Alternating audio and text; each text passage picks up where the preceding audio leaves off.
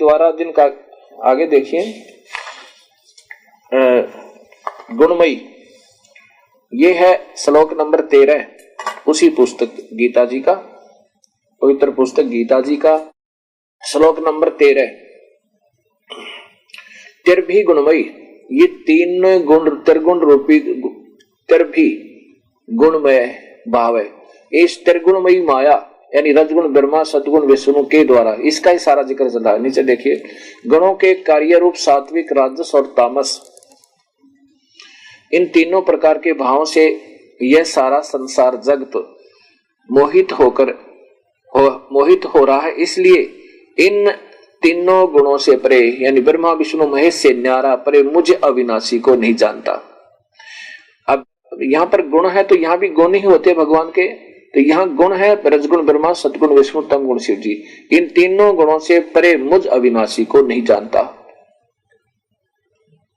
मुझे नहीं जानता। आगे देखिए, ये 13 सुना, अब 14 में लिखा है, क्योंकि यह अलौकिक त्रिगुणमयी मेरी माया, क्योंकि यह अलौकिक त्रिगुणमयी मेरी माया बड़ी दुस्तर है, बड़ी दुष्ट है, खतरनाक है। यानी तीनों गुणों से स्वयं ही इन बेचारों को, ब्रह्मा विष्णु महेश को, ये रजगुण ब्रह्मा सदगुण विष्णु तमगुण शिव जी बनाता है और स्वयं ही फिर कहता है ये बड़े खतरनाक हैं। और जो पुरुष मुझको निरंतर भजते हैं वो इस माया का उल्लंघन कर जाते हैं। अब देखो, फिर 15वें में तोड़ कर दिया। अब देखो, माया के द्वारा, कौन सी माया? वे रजगुण ब्रह्मा सदगुण विष्णु तमगुण शिव जी के द्वारा डाला गया जाल के द्वारा।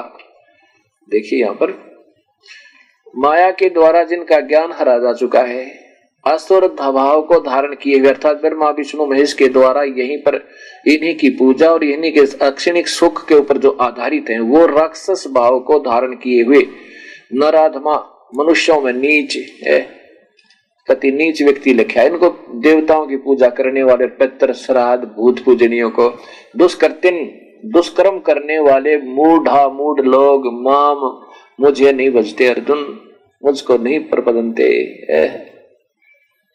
अब इसी से संपर्क में आगे चलिएगा। ये देखिए यहाँ 21 यहाँ 20 से देखिएगा। अब जो जिसकी पूजा करता है उन भागभोगों की कामना द्वारा जिनका ज्ञान हरा जा चुका है, यानी रजगुण ब्रह्मा सदगुण विष्णु तमगुण शिव जी तक की पूजा से के कारण जो लाभ होना था, ये देखो इधर, ये देखिएगा, ये इतना देखो पूरा। भोगों की कामना द्वारा यानी जो रजगुण ब्रह्मा सदगुण विष्णु जी के द्वारा जो भी हो रहा है, जो उनसे लाभ हो रहा है, उसके ऊपर जो आश्रित है, उन भोगों की कामना द्वारा जिनका ज्ञान हरा जा चुका, वे लोग अपने स्वभाव से प्रेरित होकर उस नियम को धारण करके अन्य देवताओं को पूजते हैं। ये मालिक अन्य देवता, स्पष्ट लिखा, अन्य देवता प्रपदन्ते, अन्य देवताओं को पूजते मुझे छोड़कर, यानी ब्रह्मा विष्णु महेश और नीचे की पूजा करते वो अनजान व्यक्ति। और 21 में देखो, यहाँ ऊपर देखो 21 में लिखा कि जो सकाम भक्त जिस देवता स्वरूप को श्रद्धा से पूजना चाहता है, उस भक्त की श्रद्धा को मैं उसी देवता के प्रति स्थिर करता हूं। आगे देखिए, आगे बताऊंगा इसका आपको सारांश।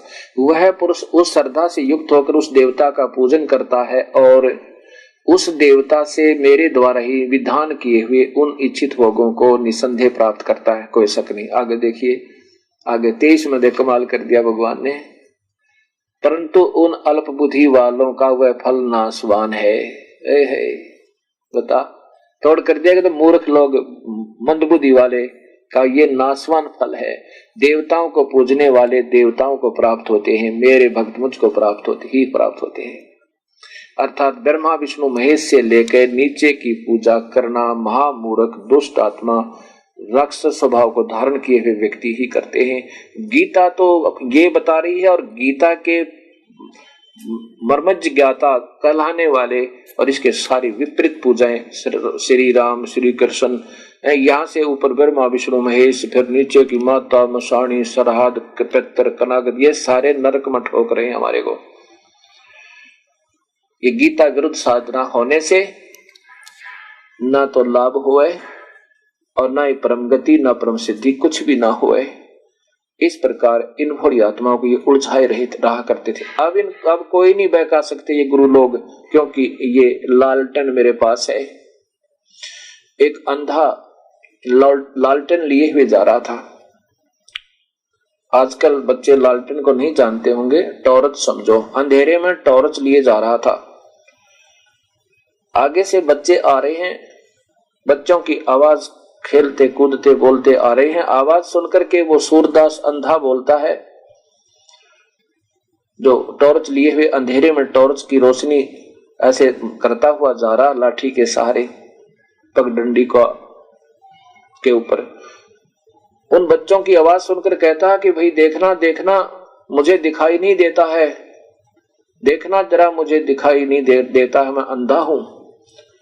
बच्चे निकट आकर कहने लगे, बाबा आप अंधे हो, फिर टॉर्च किस लिए ले रखा है? तो सूरदास ने कहा, अंधे ने कहा कि आप आंखों वालों के लिए, कहीं तुम मेरे में टक्कर ना मार दो। इसलिए ये शास्त्र, वेद, गीता, कुरान और पुराण और गुरु ग्रंथ साहिब आपको इसलिए दिखा रहा हूं। कबीर सागर इन्हीं के द्वारा लिखी हुई लेखनियां, उन्हीं पंथों के महापुरुषों के हाथ से लिखी हुई वो कहानियां, जो कि तो प्रमाणित दिखा रहा हूं कि ये आपके लिए टॉर्च हो जाएगी। मेरे से टकराने से पहले अपने इस लालटेन के चांदने में देख लेंगे और मुझे ना टकराएंगे। इसलिए ये लालटेन दिखाया जा रहा है। अब कोई किसी की नहीं सुनेगा और इनको धिक्कारेंगे नादान संतों ने। कहां ले जा रहे हैं पूरे समाज को? अपनी प्रभुता और अपनी स्वार्थ के लिए ये भी नहीं सोच पा रहे तुम महापाप के भागी होगे, क्योंकि कलयुग में जीव को डर नहीं रहा भगवान से। इसलिए ही वो प्राणी अनर्थ कर सकता है, जिसको स्वयं ज्ञान नहीं, कोई शास्त्र आधार नहीं, कोई नाम श्रेष्ठ नहीं, कोई न प्रभु का अभी तक ABC का सत्य ज्ञान है, और फिर भी लाखों और करोड़ों की संख्या में गुमराह करके इन भोली आत्माओं का जीवन व्यर्थ किया जा रहा है। और दास की यही प्रार्थना कि अब भी कुछ नहीं बिगड़ा है। अपनी मान बढ़ाई छोड़ के संत की क्या मान रखे बढ़ाई। संत वही होते हैं जो मान बढ़ाई से दूर होते हैं, और जो अभी मान बढ़ाई में सड़ रहे हैं, मैं बड़ा मैं छोटा, तो वो संत तो हो ही नहीं सकते, सोपन में भी नहीं हो सकते।